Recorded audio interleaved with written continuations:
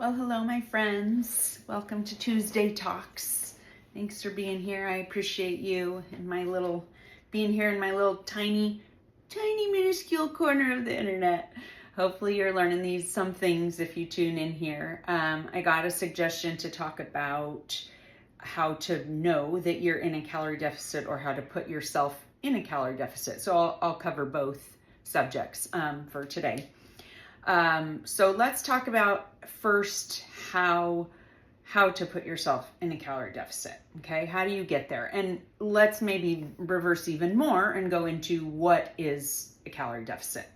A calorie deficit means that you are consuming less calories than your body needs to maintain the current weight that it's at. Maintain. Did that word come out right? Maintain. So if you are at what we call maintenance, that means that you are eating around the same amount of calories that your body burns each day.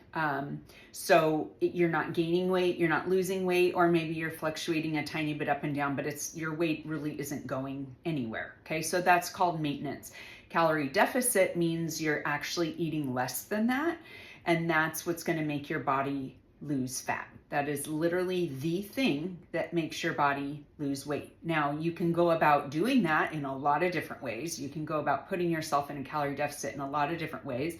There's a lot of different ways I would not recommend, which is what a lot of people just start doing because they don't know how to do it properly. So that would mean like, I'll skip meals, or I'll, I don't know, only eat meat and vegetables. I'll cut out carbs. I'll restrict. I'll cut out sugar. I'll do a juice cleanse. I mean, I've heard the gamut. It's crazy. I recently heard that this new thing that's come out, that people are now using nicotine patches to lose weight somehow. I don't know. It's crazy to me, the lengths that people will go to avoid how to do this well. And I get it. Doing it well and correctly and what's right for your body and what's going to last, it takes work. I'm not going to say it doesn't. It definitely takes work. But the other ways don't last. So it's like, okay, you either put in the work and you take the time to be patient and do it, or you just keep ending up in the same place over and over again. So I digress. Let me go back. So in order to put yourself in a calorie deficit, it actually starts with maintenance, because if you don't know what your maintenance calories are, you will have zero idea how to put yourself in an actual caloric deficit. Wow. So you have to start by finding maintenance. So I find too many women, when they want to lose weight, they just want to like dive headfirst into it. Like, just tell me exactly what to eat. Tell me what to do. I just want to go right into it. But if you do that, you're not really getting a good feel for, well, you don't even know. You don't even really know where to start, right? So what usually happens with women like that is they just crank their calories down super low to make sure that they're in a calorie deficit, because they don't know what their maintenance is. So they don't know how low to go. So they just go crazy low, which we all know when you do that is just going to lead to burnout in so many different ways, right? Mental burnout, exhaustion, hormone burnout, probably lack of sleep, messes with your stress levels, like everything. When you're super, super low in calories, it affects your entire body because it's stress. It's stressful for your body to have that few calories. I've even heard some women talk about how their hair starts falling out and their skin starts turning gray, and it's just not good for you. And honestly, most of the time when women think that they're only eating like 1,000 or 1,200 calories a day, and oh, I'm restricting so much, I'm cutting back so much, it eventually catches up with them because they do that, Monday through Thursday. And then by Friday, their body's like screaming and their hunger hormones are, like screaming at them, I'm so hungry, feed me. And then they just go, well, I'm just going to have one big dinner or one big meal. But what you don't understand is when you're talking about your overall maintenance calories and your overall calorie deficit calories, you're not going day by day by day. I mean, you are, but you have to zoom out and look at the bigger picture, which is all 7 days of the week. Okay, so if you're only eating 1,000 calories Monday through Thursday, and then Friday you go out and you go, oh, I've been good all week, one meal isn't going to kill me. and then you have 3 margaritas, and you sit there and munch on chips all evening, and all of a sudden you're at a 4,000 calorie meal, that's going into your 7-day average. And now you're basically making up for the calories you didn't eat before. So you have to understand how it works on a broader picture than just like day to day, and then thinking one meal here, one meal there isn't going to make a huge difference. It actually does. It affects your average for the week a lot. It can actually take you from being in a calorie deficit and put you right back at maintenance, which is actually how most people live. So they're in this constant diet mindset because they feel like Monday through Thursday they diet, Friday, Saturday, and Sunday they just eat whatever, and then Monday through Thursday they diet again. And they're just in this perpetual diet, but they think they are, but they're actually not, because they're not losing any weight, because they're just maintaining. They're at maintenance. They're just doing it in a really unhealthy way. So one of the first things I teach my clients when they come is just to eat consistently every day. Stop doing these like 800 calorie days, and then these 3,000 calorie days, and then this 1,200 calorie days. We work to really even it all out and balance their system. This helps with your metabolism, revving up. This is going to help with a million different things. Honestly, I could go on and on about what this is going to help with, but there's a lot of women that just by doing this, just by having them eat the same amount every day, they start losing weight. Not even like trying to be in a calorie deficit, not trying to be in a diet. They just notice that all these crazy hunger cravings that they got, these cravings to like sit and munch on something for an hour while they're eating TV, it all disappears because they're eating well every day and their body is well fueled, so it's not screaming at them anymore. So that could be a whole nother topic for another time too, about how not to, how to avoid binging and overeating and all that stuff. That's part of it. So let's go back. So in order to find your maintenance, you have to track your calories.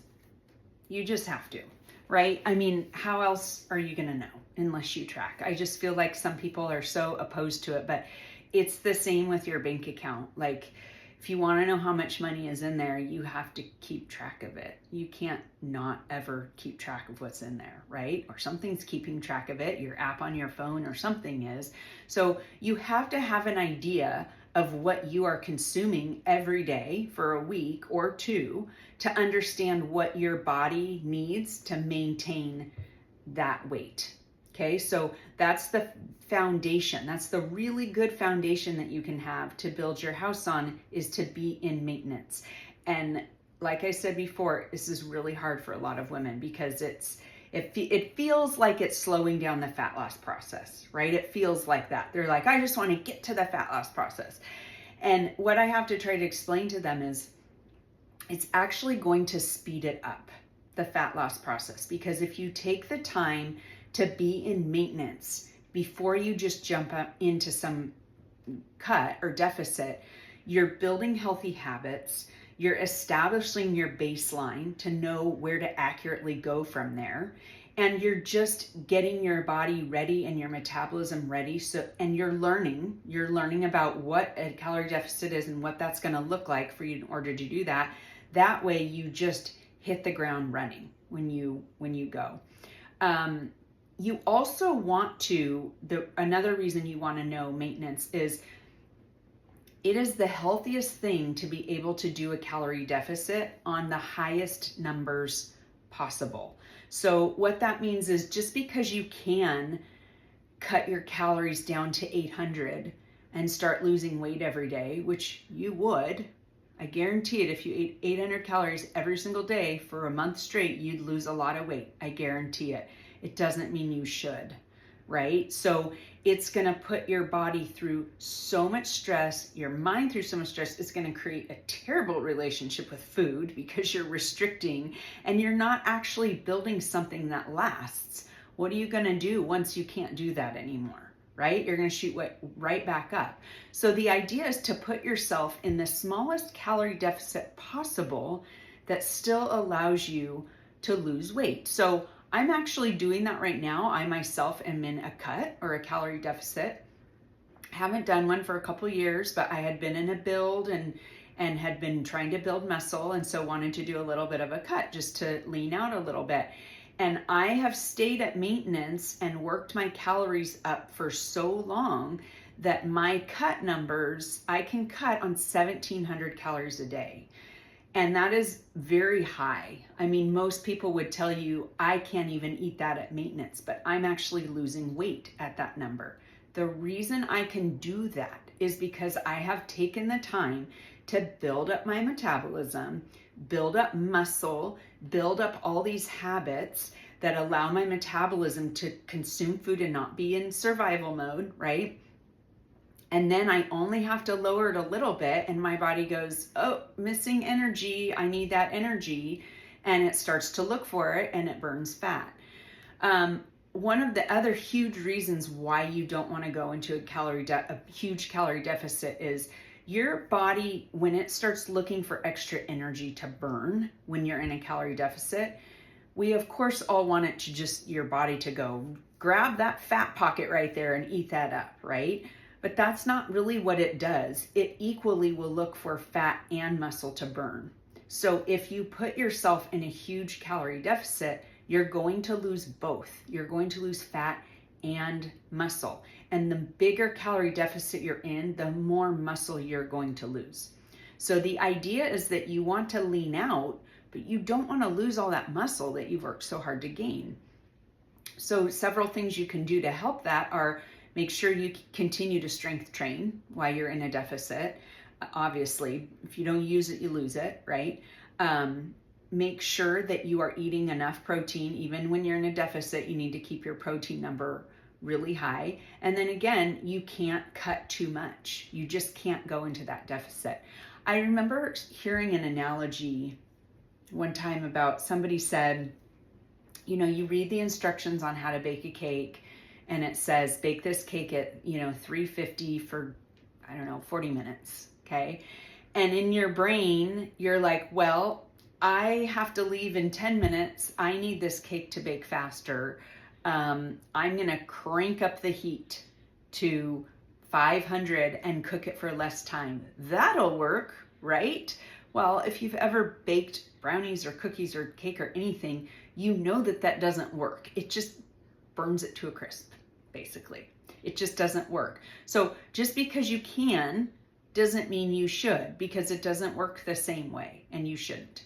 Okay, so let's go back to how you find, what did we start with? How do you put yourself in a calorie deficit? Okay, how? You find your maintenance numbers.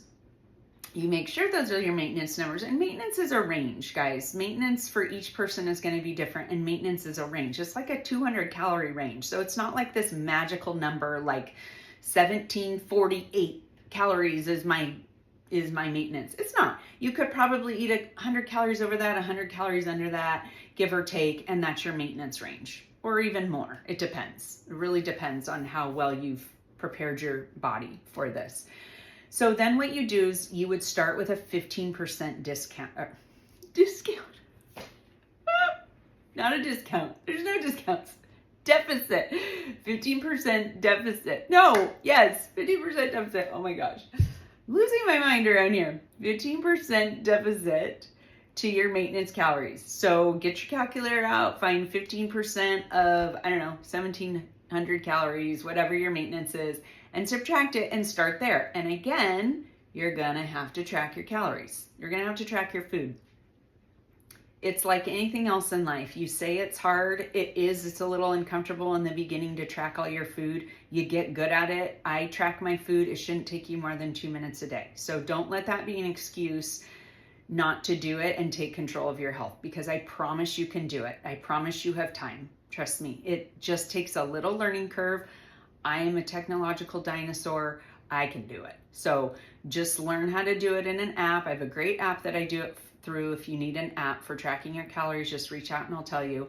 And do it. Just do it, guys. It's not that big of a deal. I feel like there's this huge pushback from some women. Not everybody, but some women are, I can't do that. Yeah, you can. You can. It's not that hard. And it's so helpful. It is such a helpful tool. I feel like it's not mandatory, but it's like the best tool ever. Like, what's my analogy for this? I don't know. It's like you want to build a house and you know that a hammer is really, really, really useful when you're building a house to drive in all those nails, right? Now, do you have to use a hammer? No, you don't. I think there's other stuff you can do. I don't know. I've never built a house. But it's going to be really helpful and actually get it there right the first time rather than trying over and over and over again with different tools, right? So like, and you don't have to do it for the rest of your life. It's a tool. It's a tool to use to make you aware of what you're eating, your macronutrients, your micronutrients, what you're putting in your body, because I guarantee you probably are not understanding what you're putting in your body until you start to actually track it and look at it. You will be shocked. Every one of my clients they start tracking and they're like, oh my gosh, it's so great. It's so great. It's such a great eye opener. There's like no better way to put up a mirror in front of what you're eating than to start tracking. So 15% deficit, then you stay at those calories, whatever that is, and you see, is my weight trending down? Now, here's another reminder. I say this all the time.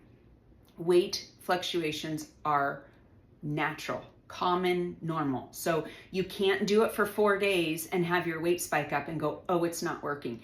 This is something that you actually have to stick with really consistently for 2 weeks and watch the trend of your weight. Okay, so again, I'm in a cut. My weight has been all over the place, up and down and up and down. But if I look at the trend is going down. So I know it's working. So again, you cannot give up the second the scale goes up. The scale is dependent on so many different things besides just fat loss. So you just cannot.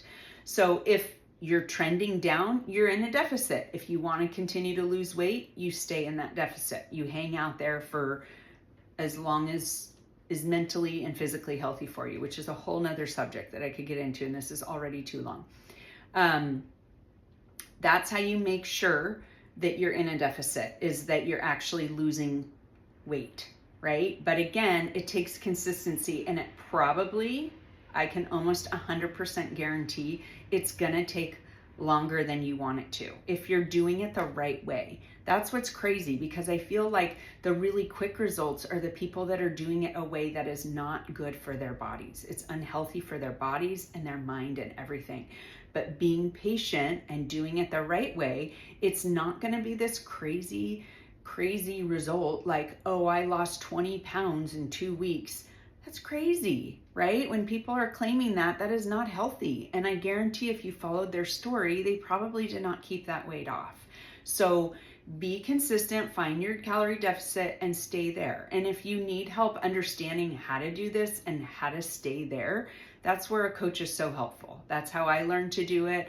That's how I lost weight for the first time in years when I was spinning my wheels and could not figure out what was going on with my body. I hired a coach and they walked me through this and it was like clear as day. I was like, oh, this is actually quite simple and straightforward. And it gave me so much control back. Like I took control of what was happening in my body rather than feeling like every time I ate, is this meal gonna cause me to gain weight or is it gonna cause me to lose weight? I don't know. I don't know what's happening. I feel like I'm eating healthy. I feel like I should be losing weight, but I don't actually know. And that's where it's so helpful to have that person that does know, and they can tell you along the way, this is what works, guaranteed. I've done it. I have helped a ton of women do it.